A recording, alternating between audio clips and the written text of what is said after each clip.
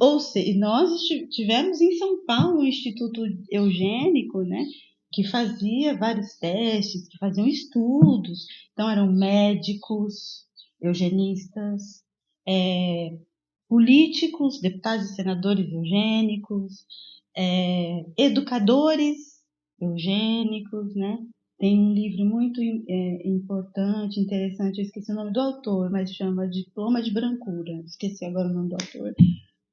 Diploma de Brancura, para quem quiser buscar, que vai contar justamente a história do nosso processo educacional, inclusive com a publicização e com a gratuidade, né, da escola. Como é que isso se vincula com esses princípios e com esses valores eugênicos? Porque aí, então, você tem a dimensão racial que é construída, né, para classificar os seres humanos. E a partir disso, existem duas dimensões fundamentais para a questão, né, para o racismo. Uma questão objetiva, que é a questão dos acessos, das oportunidades materiais, né, e financeiras, né? E a outra dimensão que é subjetiva, que é ideológica, que é de identificação, que é de autovalorização, que é de autorreferência, que é de autoestima. Então, existem essas duas dimensões. Uma é objetiva. A política pública deu conta disso. E a outra é subjetiva, que a política pública também deu conta disso nas escolas. Qual é a referência que o nosso povo negro teve com relação à sua ancestralidade? Quando a gente entrou na escola, né? A gente já teve a referência que nós não criamos nada para totalmente os brancos. Né?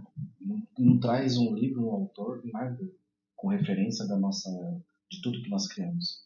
Nada. E aí depois, com o passar do tempo, a gente vê que nós criamos muitas coisas. Né? Ou praticamente a maior delas, e a gente foi roubado. Né? Literalmente, nós fomos totalmente roubados. Sim. Né? E apagados da história.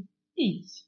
Então, como é que um povo ele consegue olhar para o espelho, se aceitar, né, e ter orgulho de si mesmo, orgulho do que vê, se ele não conhece, não se reconhece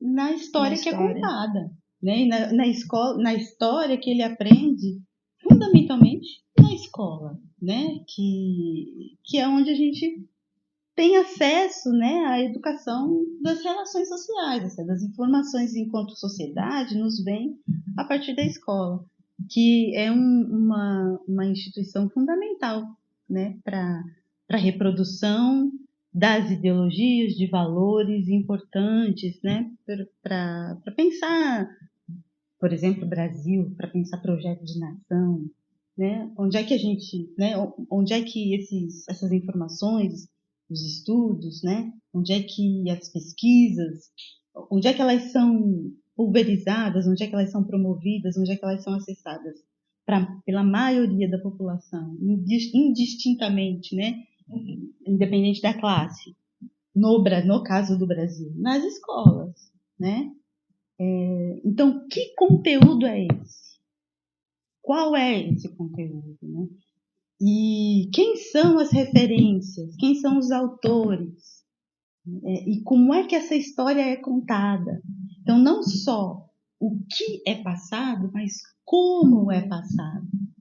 Então, faz muita diferença um indígena que conta a sua própria história e uma pessoa branca que conta a história do indígena. E o mesmo caso com relação à negritude. É muito diferente, né? As pessoas negras contarem a sua história e uma pessoa branca contarem a história de uma pessoa negra. A história é a partir da sua visão. Sem uma educação que tem que ter letramento racial. Então, mas raça não existe, isso aqui é bobagem. Não, existe a partir do momento que socialmente ela está instituída e estrutura as nossas relações sociais. Estrutura.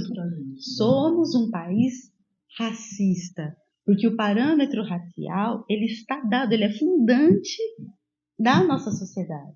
As leituras que nós fazemos das pessoas passam pelo critério racial. né? Então, que visão é essa? Né? Que concepções são essas? Hoje, e aí a luta pela aplicação da lei, porque a lei obriga as escolas a, por exemplo, estudarem o que foi ou o que foram as culturas africanas antes dos processos coloniais. Antes dos processos coloniais. Porque a colonização, ela fez muito mal para o continente africano também, né? Muito mal. Hoje, o continente africano tem os seus problemas, os países, né, do continente africano têm seus problemas. E é um continente também muito diverso e muito complexo. Quer dizer, o norte africano são países que se identificam muito mais com os muçulmanos, né?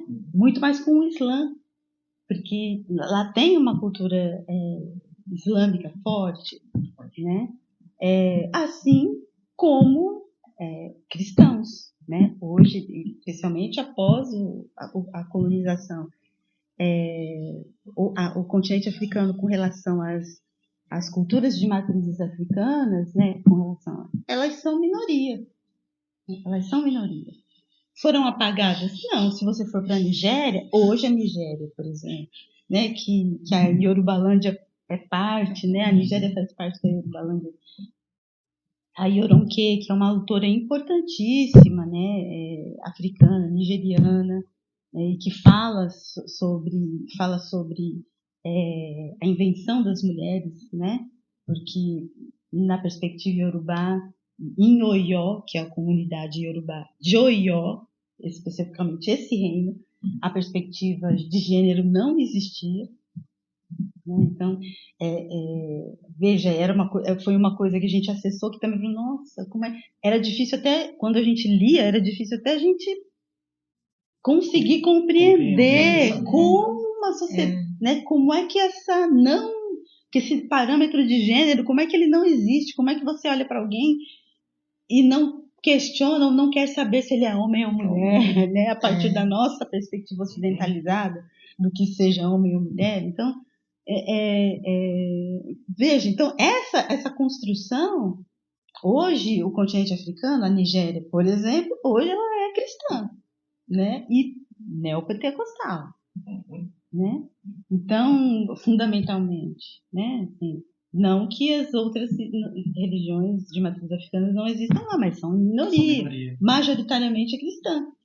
Então hoje a Nigéria, ela tem, falando da Nigéria em especial, ela tem problemas seríssimos, inclusive problemas de gênero que não havia, né? Que assim, originalmente não deveria existir, mas hoje há violência contra mulheres, né? E a violência racial, que passa por justamente essa questão do branqueamento, né? As mulheres que têm a tez mais clara, a pele mais clara, elas são mais valorizadas pelos homens. Então, tem até um documentário na Netflix falando sobre isso, que é muito bacana, né? Então, veja, não é a história, a cultura africana hoje, né? Embora a gente deva conhecer sim também, porque existem intelectuais lá que estão estudando as suas complexidades e acho que a gente podia trocar mais do que faz. Mas especialmente antes da colonização, né? Antes dos processos coloniais. Qual eram os reinos? Porque normalmente a gente só vê Egito. O Egito, mas não existia só o Egito, né? Então, o reino de Aksum, outros reinos, a Etiópia, né? Então, Núbia, né? Onde a grande parte das pirâmides estão lá, né? Então, é importante que a gente conheça o que o continente africano deu à humanidade com relação a isso que nós chamamos de ciência, que é astronomia, que é matemática, que é geometria, né, que é design. Já existia antes, né? Sim! Já existia. Tem umas publicações lá do uso de Xangô. que foi 2.200 antes de Cristo. Já executavam na matemática. Sim. Né? Então, essas informações, elas precisam aparecer, porque os próprios gregos, nos registros, né, de Aristóteles, está lá, né, e Pitágoras, no registro de Pitágoras, está lá que eles iam ao Egito estudar com os sábios, né? Então, os gregos estudaram e beberam, sim, na fonte de conhecimento que existia no Egito.